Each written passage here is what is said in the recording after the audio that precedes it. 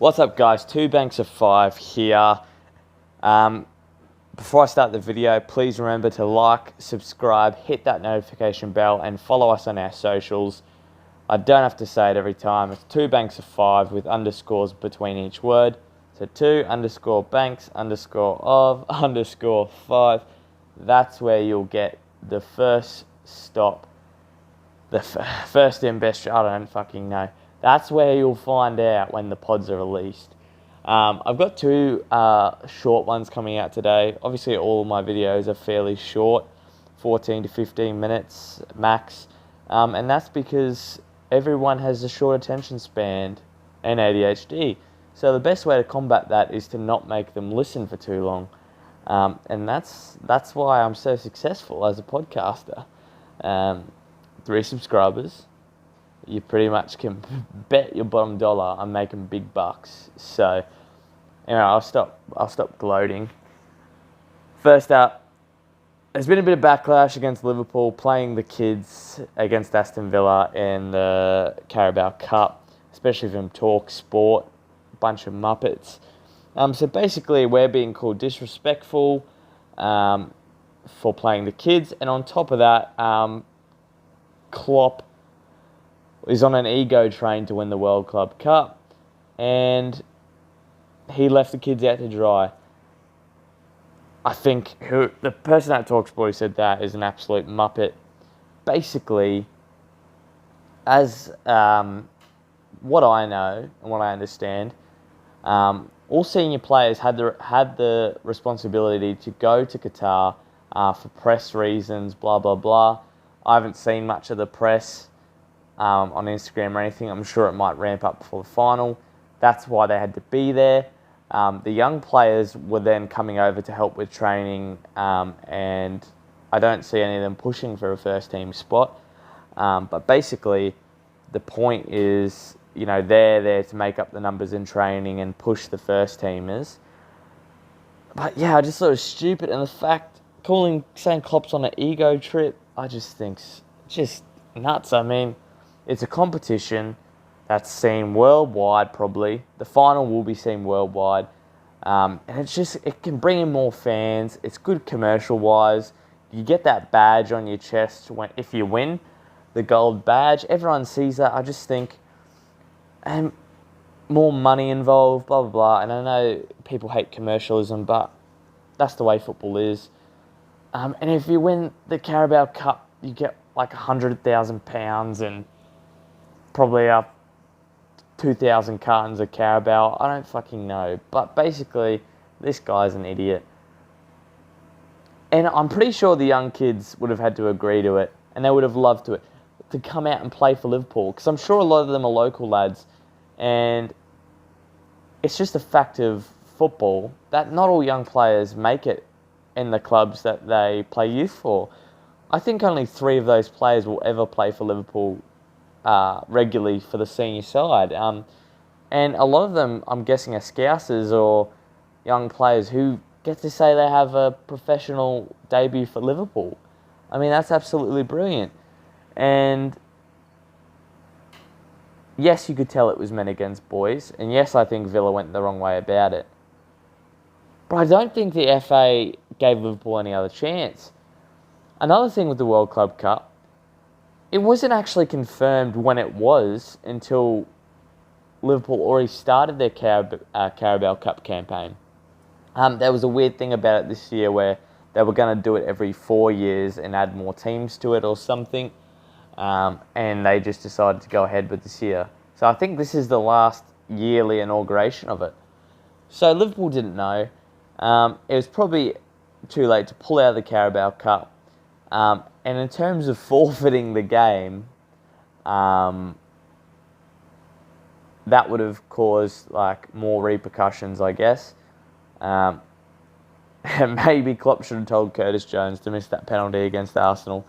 Then that's match fixing. So pretty much, you can't win in this state. I think it's good for the kids to get some experience. They'll learn from it. And I think the World Club Cups are much bigger. And I know people in England think it's a tin pot trophy, and it probably is. But they're all pretty much tin pots now, except the Premier League and the Champions League, let's be honest. It's just about getting more silverware. And if they could pick a piece of silverware to win the Carabao Cup or the World Club Cup, they're going for the World Club Cup because you have to win the Champions League to get there, and it's just prestigious. I think a bit more prestigious. Anyway, this weekend now, this is a brilliant doubleheader, and not even a doubleheader, the exact same time. So, Leicester, Manchester City play at the same time as the World Club Cup final, Liverpool versus... Oh my God, I forgot their name. That's bad. Should I stop? Is it Flamengo? Yeah, that's the one. Oh my God, that's terrible. They're playing at the same... That was the microwave, that's my food. They're playing at the same time, so you can bet I'm going to set up the second TV. I don't know if the missus will be too happy. She'll be drunk, she'll be asleep. I'll set up the second TV. I've got to watch... And I know you're saying just focus on Liverpool, and I'm usually a guy who puts his phone down, focuses on nothing but Liverpool. I watch every second, and I don't miss a beat. But that game is going to be so juicy. Leicester versus Manchester City, and it has such a bearing on the title race for both Manchester City and Leicester, and actually Liverpool as well. For Leicester, getting the win, take them 8 points behind Liverpool, going into the game at the King Power against Liverpool. Liverpool are actually, they've got a lot of injuries at the moment. Matip, Lovren, Fabinho all should be back in the new year probably, but they're out. Also, Van Dijk's ill, hopefully just ill, because without him, we're a different entity at all. Don't even have any other senior centre-backs to come in.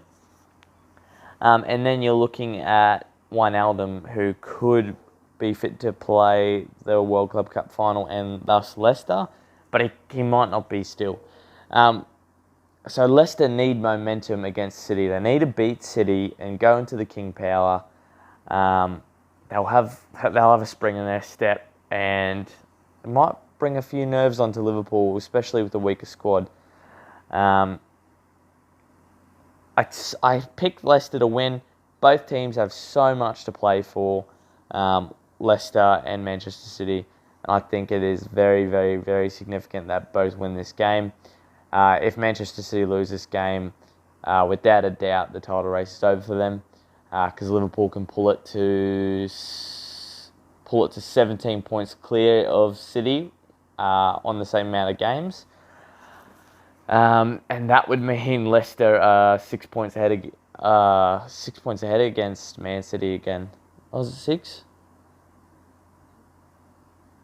Yeah, it would be 6 points ahead again. So, yeah, definitely a big game for both.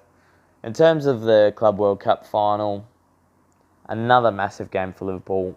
I was really worried this morning they wouldn't make the final, and that would be even worse than losing the final for me, because you need to make the final. You need to be there. You need to have a shot. And on top of that, I just think to play a third versus fourth round game, it would just be an absolute waste of time. For the players, it would pretty much turn to a warm weather training camp, and they would just play the kids and the reserves 100%. For this game, I expect a full-strength side. I'm expecting Mo Salah, Mane, Firmino back up top, front three. I think Milner will tuck into the midfield with Henderson and Keita. He's been brilliant lately, Naby Keita. The regular back four, pending the fitness of Virgil van Dijk. And if he's unfit, we're going to see Henderson again. I can't comment on Flamengo. I don't know how they play. I haven't watched any of their football, but they're going to be well up for it. Brazilian teams love this competition. It's really big to be world champions for them to take on big European clubs, and it's a massive deal. You saw today how much it means to these non-European teams to win these competitions. So I honestly think that wanting to win that competition pulled the levels up of the Monties earlier today. I call them the Monties. They're a bit dirty as well. You could see Liverpool was shirking in challenges a bit because the Mexicans were a bit dirty. Back to the City Leicester game, quickly before I go.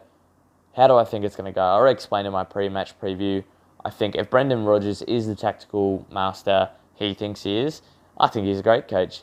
He rates himself a bit too much, I think, as a person. They should sit in quite deep. Pereira and Chilwell should be happy to sit deep next to Johnny Evans and Soyuncu. Pack Tielemans right next to Ndidi. And actually sitting in a two, I think, would be better. They usually play Ndidi sitting on his own, so like a 4-1-4-1. But I think we'll see that if Rodgers is thinking smart, he'll pack it tight. I don't think this is a game for Iosi Perez or Demarai Gray.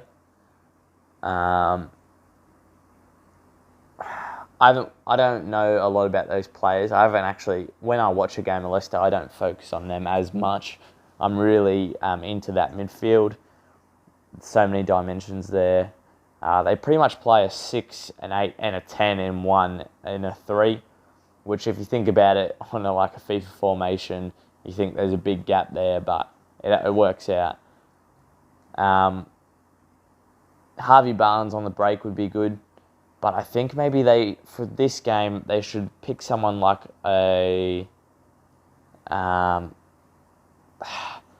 maybe even Mark Albrighton, just to give that seniority.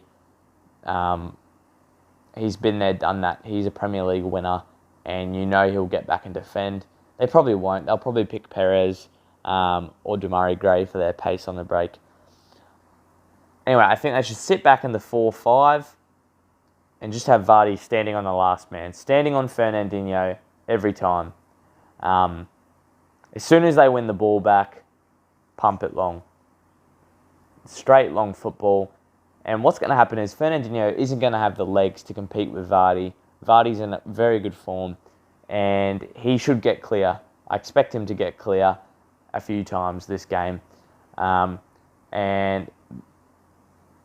Fernandinho can tactical foul, but if Vardy sits on him as the last defender, I definitely think he is going to get a lot of change out of the City team. I'm speaking later about Arteta and Ancelotti. Going on Arteta, it is pretty likely he'll be Arsenal manager this weekend, sitting in the stands. I don't think he'll coach the first game this weekend against Everton. They're both going to be in the stands. Ancelotti and Arteta, they can pretty much sit next to each other. I don't expect that to happen. So, I was going to say, I wonder what Pep will do this weekend. Is he going to hire a new assistant coach, or is he just going to promote someone from within? I'll speak about it a bit more later, but from what I heard, Arteta is quite a tactical masterclass. Has an eye for minute details in the game, which help improve the side. And I know City have a lot of injuries as well, but a part of me thinks, could the fact Arteta's head is being turned is a factor why City are struggling a bit more this season. Sterling's gone a bit off the boil as well. A few of the players are struggling with form. Obviously not against Arsenal, but maybe Arteta's head is turned, and we'll just see how that affects the game against Leicester. It's a hard one for me to pick as a Liverpool fan what I would prefer. I think a draw would benefit Liverpool the best. I hope Leicester win, though, actually, because the earlier City are out of the title race, the better. It means they're going to be stronger in the Champions League, no doubt. But I look forward to that challenge if Liverpool end up facing City at some point in the Champions League. Anyway, guys, I'll leave it at that. I'll be back very shortly. In fact, I'm going to record it now. I'm going to post these out a bit later. Well, now when you're watching it. I'm going to talk about Arteta and Ancelotti. And that's about it. Please remember to like, subscribe, hit the notification bell, and most importantly, go visit that Instagram page. I'm going to start posting memes as well. I'm going to try to post some memes. Alright, I'm going to fucking do it. You bet. There's going to be some banging memes out there. So, catch you guys.